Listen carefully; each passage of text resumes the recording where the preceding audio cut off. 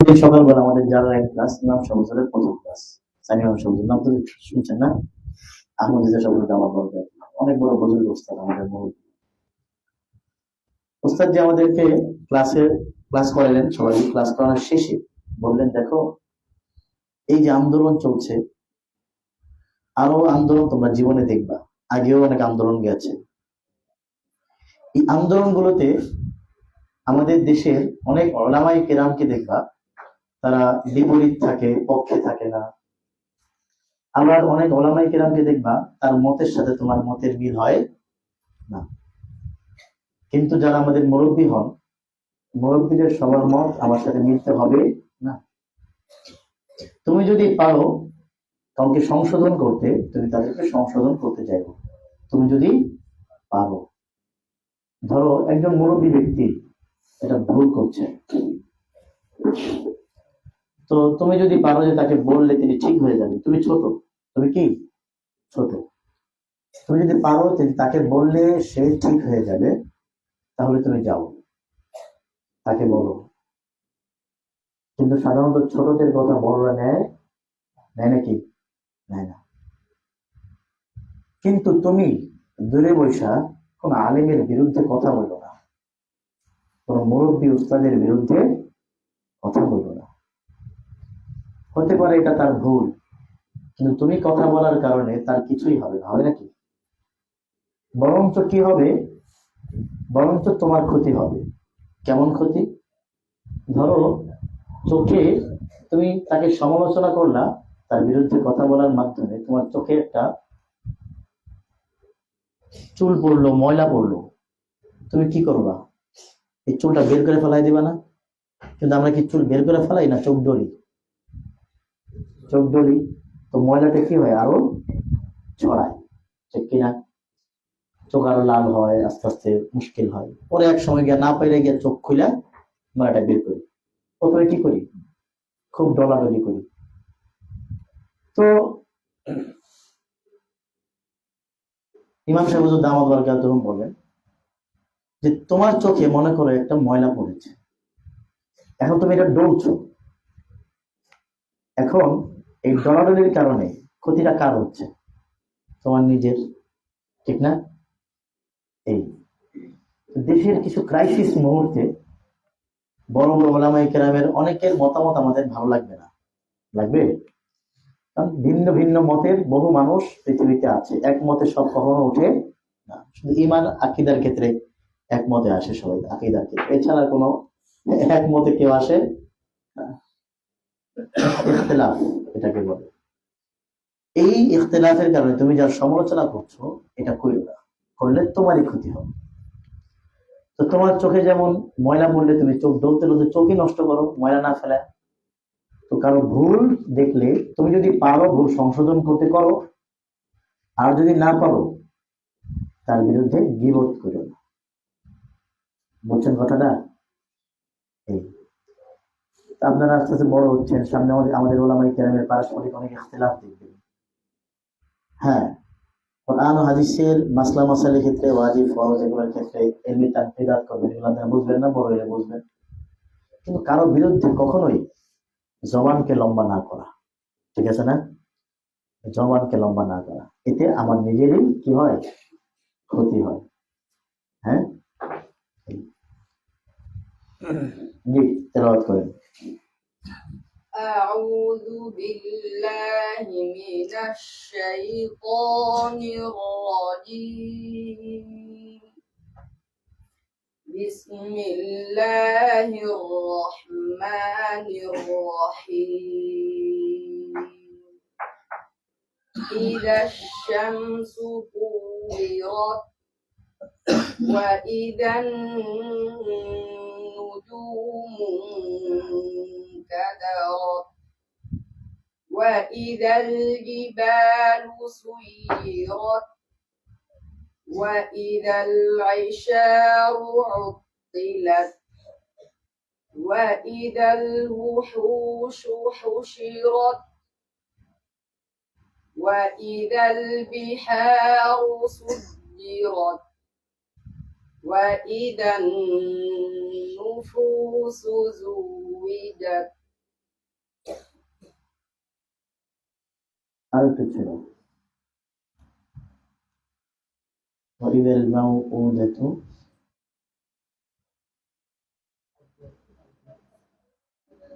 আরো দুই আকার ছিল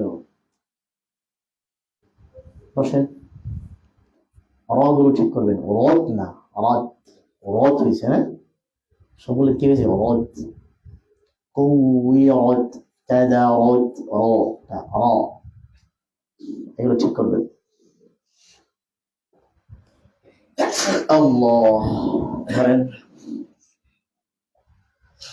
أعوذ بالله من الشيطان الرجيم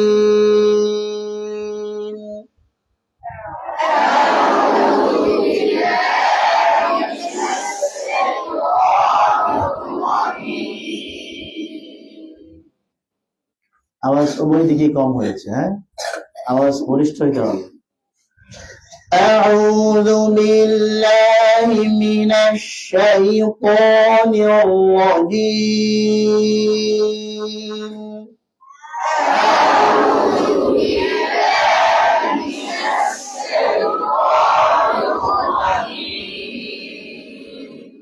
বাম দিকে তো সুন্দর হয়েছে আলহামদুলিল্লাহ আলহামদুলিল্লাহ ডান দিকে আওয়াজ হয়েছিল কিন্তু আগে পরে হয়ে গেছে একসাথে হইলে সুন্দর হয়ে যেত বিসমিল্লাহির রহমানির রহিম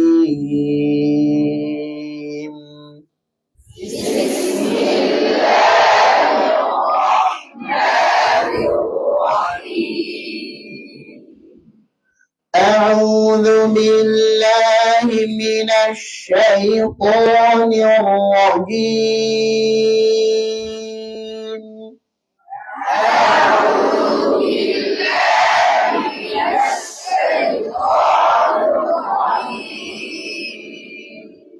بسم الله الرحمن الرحيم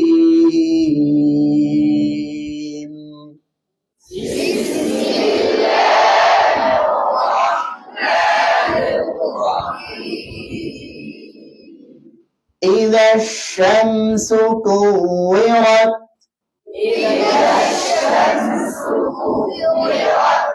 إذا الشمس كورت وإذا النجوم انكدرت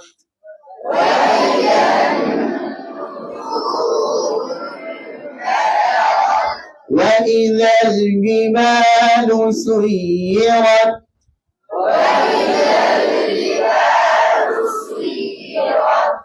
وإذا العشار عطلت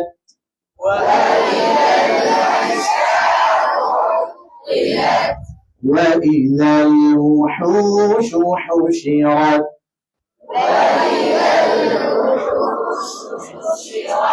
এই যে পিলারের সাথে তুমি পড়ো না কেন দাঁড়াও কি পড়ে ও নাজরা পড়তে পারো না অসুস্থ গলা ব্যথা মাথা ব্যথা আওয়াজ নাই আছে আওয়াজ দিয়ে শোনাবেন হ্যাঁ আওয়াজ দিয়ে শোনাতে পারলে বসাবো وإذا العشار عطلت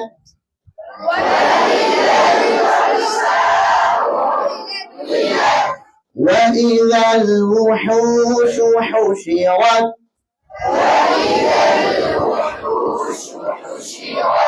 وإذا البحار سجرت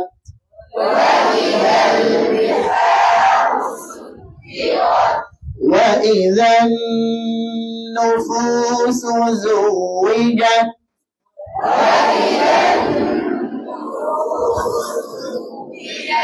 زونا زو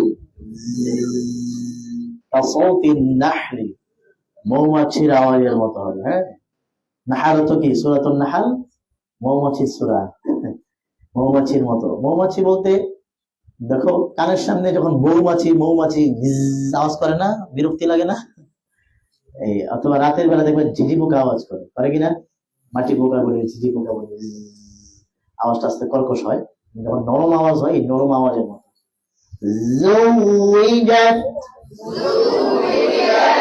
বাম দিকে যারা শুনে زوجت وإذا النفوس زوجت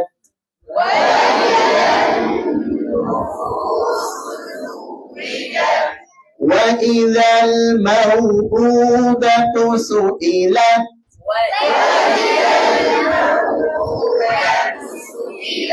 শুধু গান আমার দিকে গান শুধু গান গান শুধু গান وإذا الموءودة سئلت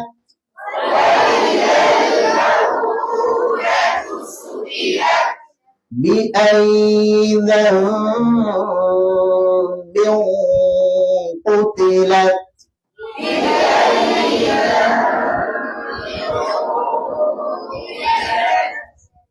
এই পর্যন্ত আমাদের ছিল এই পর্যন্ত ছিল না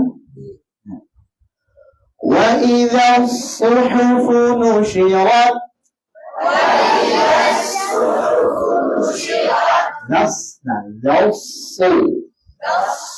লাল পাতলা সদ মোটা লাল ইস্তিফাল সদ ইস্তিআলা পাতলা করে শুরু করব মোটা করে ধরবো লাউসু লাউসু লাউসু বলেন তো সদ আদায় করার সময় জিহ্বা লাগা কোথায় লাগবে নিচের দাঁতের আগা বরাবর নিচের দাঁতের স সই সই লাউসু وإذا الصحف نشرت وإذا الصحف نشرت وإذا السماء كشطت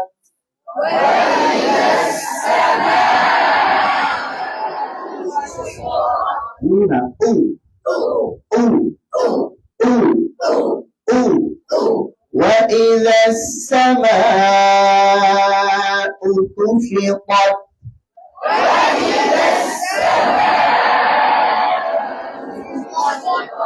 وإذا السماء كشطت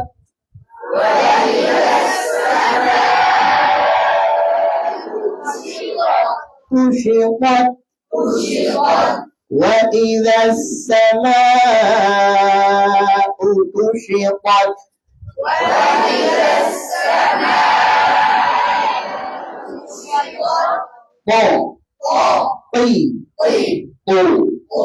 وإذا السماء كشطت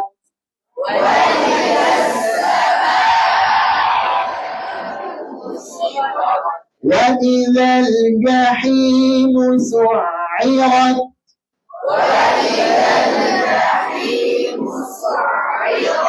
وإذا الجحيم سعرت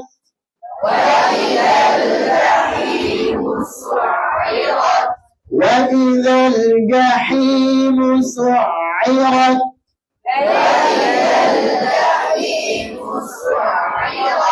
وإذا الجنة أزلفت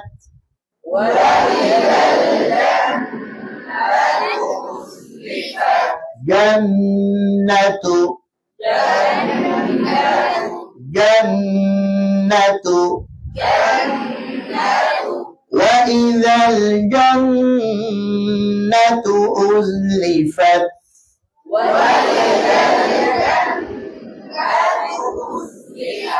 أزلي أزلي أزلي أسدى هكذا يقول أزلي وإذا الجنة أزلفت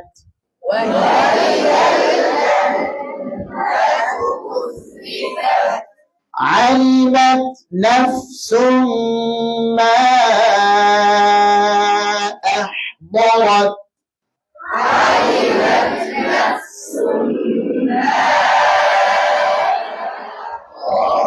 أحضرت أحضرت أحضرت ضربنا ضربنا أحضرت علمت نفس ما أحضرت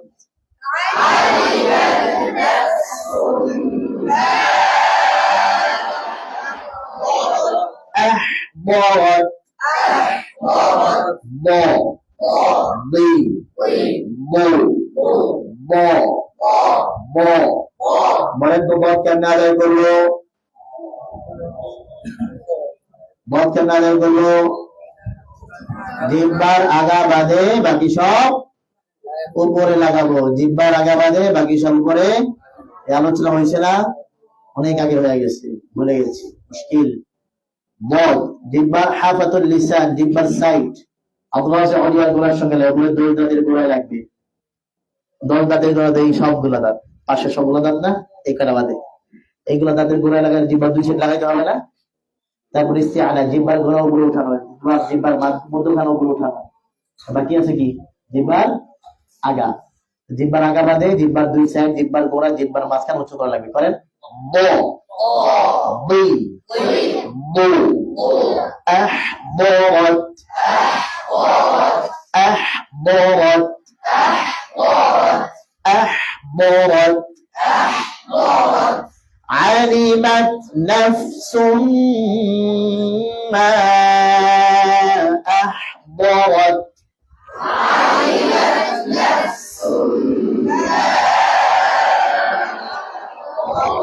همزة بالتحقيق أحضرت أحضرت علمت نفس ما أحضرت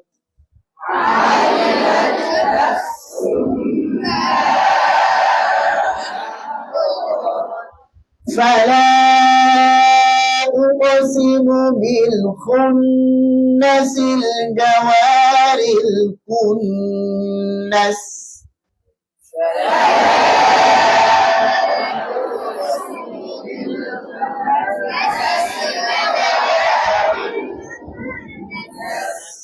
অনেকেই বলছে فلا أقسم بالخنس الجوار الكنس বলো তো এবারে যে বলছে আশেপাশে তাকায় তাকায় এই আওয়াজে যারা বলছে সে কি মশক করছে হ্যাঁ সে আসলে এই যে মশকের ক্লাস হচ্ছে একটু ছড়া তালে তালে পড়ি সেও তালে তালে পড়ছে তালে বাঙালি সে বাঙালি আচ্ছা আপনাদের মধ্যে কেউ তালে বাঙালি আছে না তাদেরকে সতর্ক করে দেন ভাই এভাবে নয় মস্ক করে হ্যাঁ উচ্চারণ গুলো মদ গুলো ঠিক করতে হবে পরে পড়া ধরতে গেলে ধরাটা খায় হ্যাঁ فلا أقسم بالخنس الجوار الكنس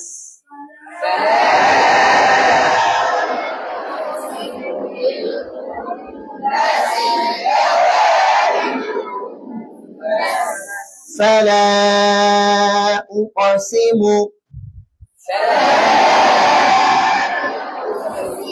رقنا أقسم أقسم أقسم رقنا أقسم بالخنس الجوار الكنس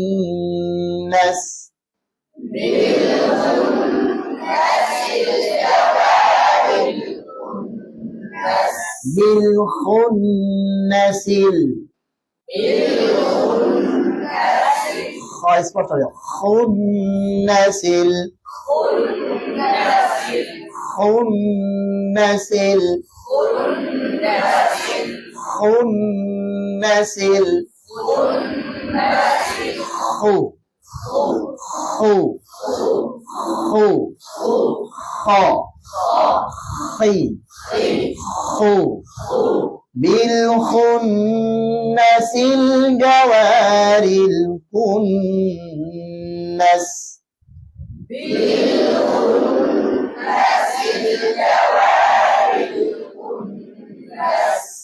والليل إذا عسعس والصبح إذا تنفس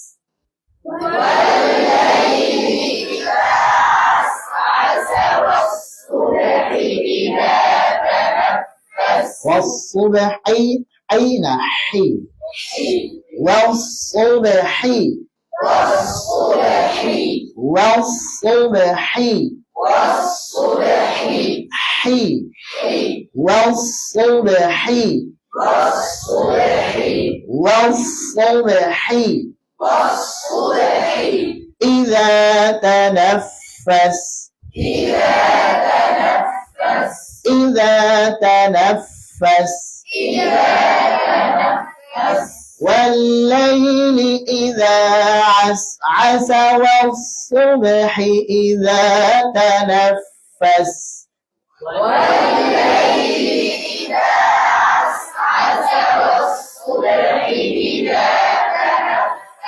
وصل وصل وصل অনেকেই সাদের মোটা ধরতে গিয়া ওয়াওকে খুলে না ওয়াসসুবহি ওয়াসসুবহি ওয়াসসুবহি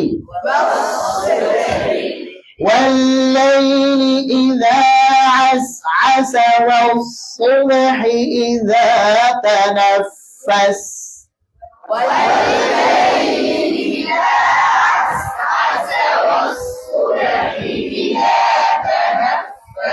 والليل إذا عسعس والصبح إذا تنفس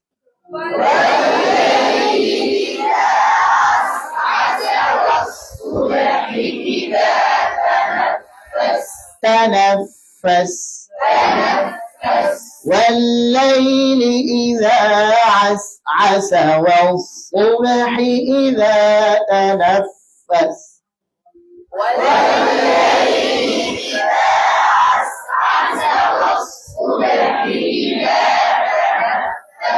إنه لقول رسول كريم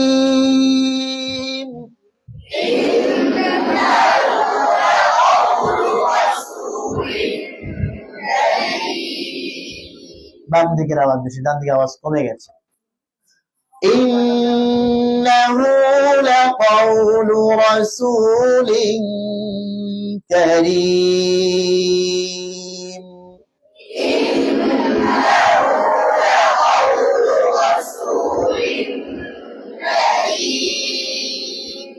إنه لقول رسول كريم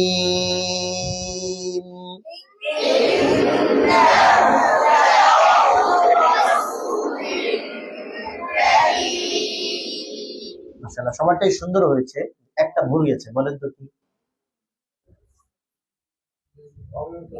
না অঙ্ক টঙ্ক না সব অঙ্ক পারেন আপনারা এখন আমি শুধু পারি না আপনারা পারেন আমি বাক্যটাও ঠিক মতো পারি না কঠিন হয়ে যাবে বাক্যটা কঠিন না কঠিন ওই মিলাইতে গেলে কষ্ট হয়ে যাবে আর উপরে যে বীজগণিত আছে সরল বীজগণিত এগুলো তো মাথা মধ্যে আউলা করে লাগে হ্যাঁ ভুলটা গেছে হলো রাসূল কারীম র সে বেশি আলা রহমটা হবে জিহ্বার গোড়া উঁচা করে চাপ দিয়ে রাসূল কারীম ইন্নাহু লাকাউলু রাসূলিন কারীম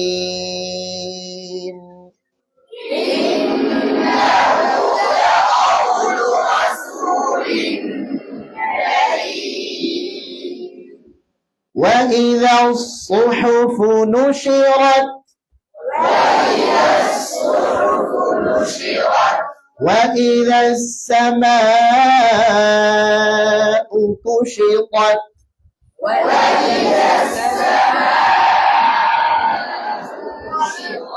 وإذا الجحيم سعرت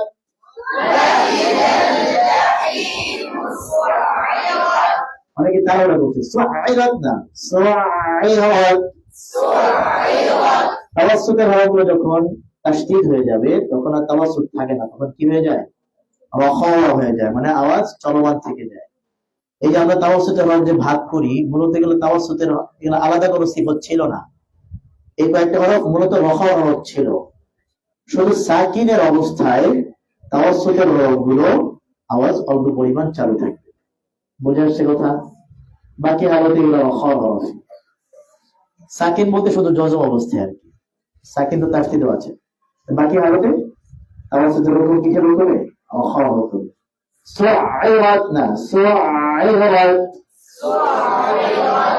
وإذا الجحيم سعرت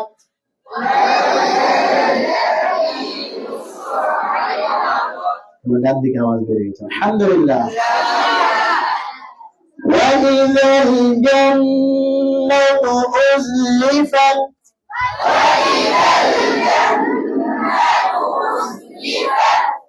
ডান দিকে বেড়ে গেল, বাংলাদেশ কি হয়ে গেল? علمت نفس ما أحضرت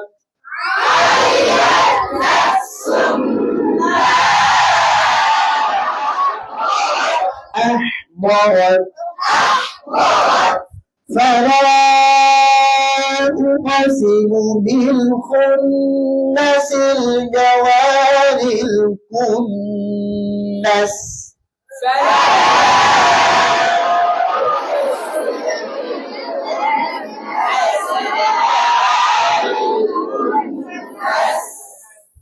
بعد ذكر الشجرة الحمد لله. والليل إذا عسعس والصبح إذا تنفس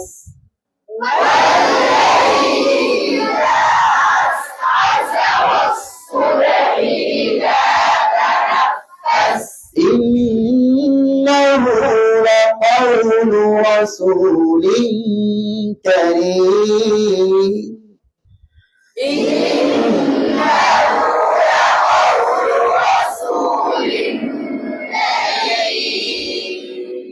إنه لقول رسول كريم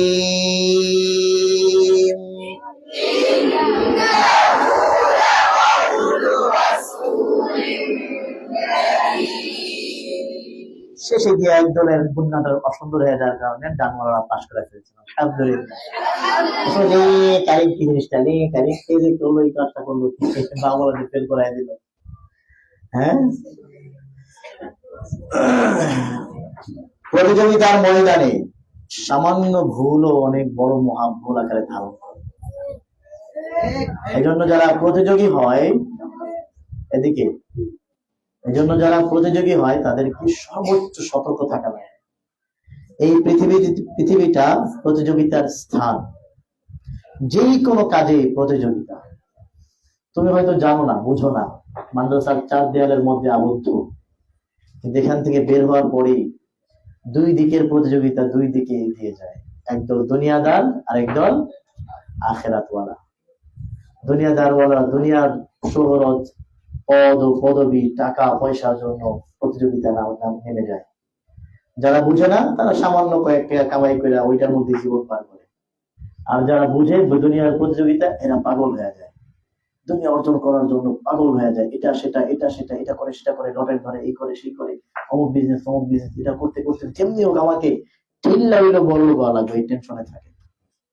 ঠিক এইরকমই যারা আখিরাতের প্রতিযোগিতায় ব্যস্ত, তারাও দুনিয়াতে বের হয়ে আসে, তারাও মেহনত শুরু করে দেয়। এটা মেহনত করে তারা চিন্তা হইলো আমি এতবার যদি জিকির করি এত দূর আগায় যাবো। আমি যদি 100 জনে জিকির করাই তাহলে আমি আরো আগায় যাবো। সেখানে যদি আমি 1 লক্ষকে জিকির করাই তাহলে আমি আরো আগায় যাবো। বোঝো নাই মনে হয়? আর একটা নিয়ম আছে না, তুমি যাকে শিখাইবা সে যত আমল করবে সে আরো টেনশনে থাকে, সে আগায় যায়, সে এই আখিরাতের পদ পদবী শোহরত ইজ্জতের জন্য পাগল হয়ে যায়, সে দৌড়াইতে থাকে। যারা বোঝে না তারা মনে করে কোনো মতে নামাজ কালাম করে কবর যাইতে পারবে, বোঝো নাই মনে হয়। প্রতিযোগিতার জায়গা, প্রতিটা পদে পদে সতর্ক থাকা লাগে, খুব চিন্তা ভাবে পা রাখতে হয়। এই জন্য সামান্য সামান্য ভুলগুলো অনেক কিছু হয়ে যায় না। এবার আমার সাথে শুরু হবে, আমার সাথে শেষ হবে। সর্বশেষে গিয়ে বলবো কাদেরটা সুন্দর হয়েছে। খবরদার কেউ চিৎকার করবো না, চিৎকার করে বলবো না। চিৎকার করে পড়া এক জিনিস, আর জোরে পড়া আরেক জিনিস। অনেকেই পাশ হওয়ার জন্য চিৎকার করে, তো তেলাওয়াতের সৌন্দর্যই নষ্ট হয়ে যায়, উচ্চারণও যায়, আমও যায়, সালাও চলে যায়। ঠিক বলারা চুপ থাকেন। 1 2 3 أعوذ بالله من الشيطان الرجيم بسم الله الرحمن الرحيم وإذا الصحف نشرت وإذا السماء كشطت وإذا الجحيم سعرت وإذا الجنة أزلفت علمت نفس ما أحضرت فلا أقسم بالخنس الجوار الكنس والليل إذا عسعس والصبح إذا تنفس إنه لقول رسول كريم। এই পুরো তেলাওয়াতের মধ্যে ডাক বাংলাও চেষ্টা করেছেন, বাংলাও চেষ্টা করেছেন। চেষ্টার কারণে সবাই আলহামদুলিল্লাহ সুন্দর হয়েছে। আজকে যে পরিমাণ তেলাওয়াত করা হলো, এই পরিমাণ আমরা মশাবারি নিয়ে আসতে পারবো ইনশাআল্লাহ। বিশেষ করে মাসআলার তাজবীদের মাসআলা আলোচনা আমাদের মোটামুটি সবার জানা হয়ে গেছে, এখন আর বেশি কিছু নাই, কঠিন কোনো আলোচনাও নাই, সব বুঝে আসে। এখন শুধু আমাদের কাজ হলো কি করা, ফিট করা, মেহনত করা, ফিকির করা, চিন্তা ভাবনা করে তেলাওয়াতের মধ্যে রেখে কি করা, আদায় করার চেষ্টা করো। আমি যত ফিকির করব তত আমার তেলাওয়াত ঠিক হবে। ঠিক আছে ইনশাআল্লাহ। আল্লাহ তাআলা আমাদের সকলকে আমল করার তৌফিক দান করেন। আসসালামু আলাইকুম ওয়া রাহমাতুল্লাহি ওয়া বারাকাতুহু। ফিনিশ।